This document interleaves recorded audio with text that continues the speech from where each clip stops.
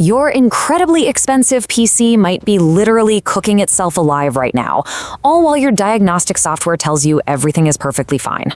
You know the feeling, right? You invest thousands of USD into a top-tier machine expecting absolutely flawless performance, only to get hit with sudden, unexplained lag and stuttering right in the middle of your favorite games.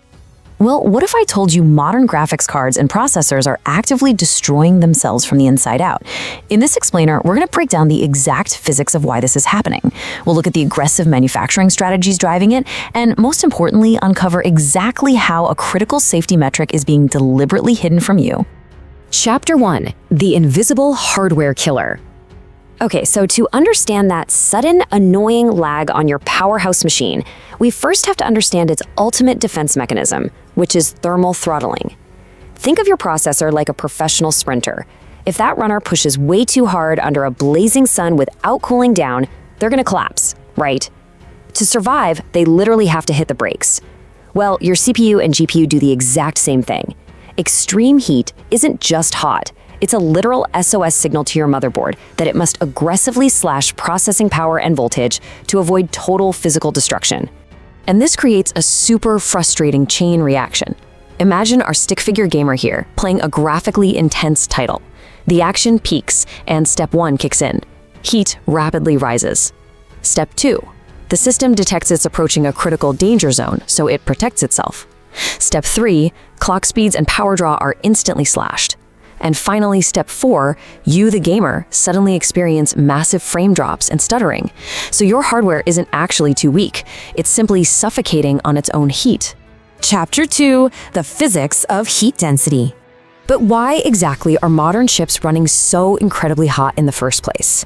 Well, we are pushing the absolute limits of semiconductor physics.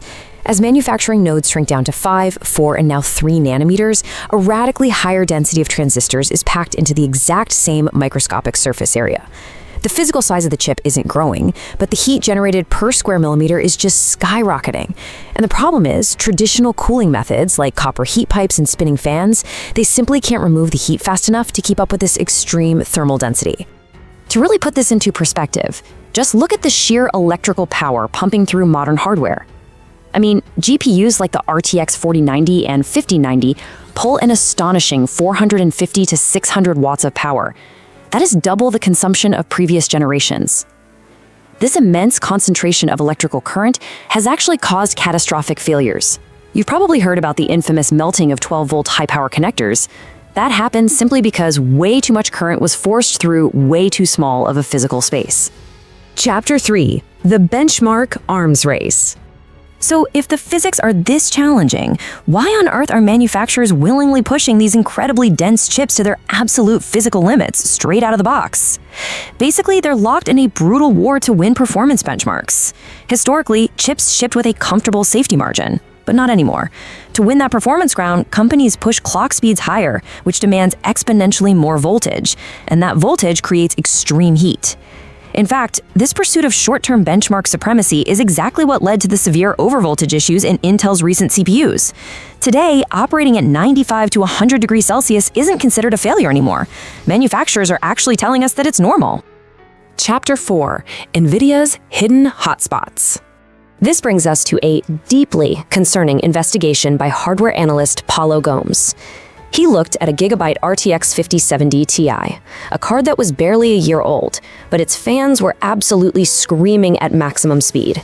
Now, standard diagnostic software reported the average GPU temperature was 68 degrees Celsius. That appears completely safe, right? But the hidden truth was the hotspot temperature, which sat at a staggering 107 degrees. Think of it like a huge swimming pool.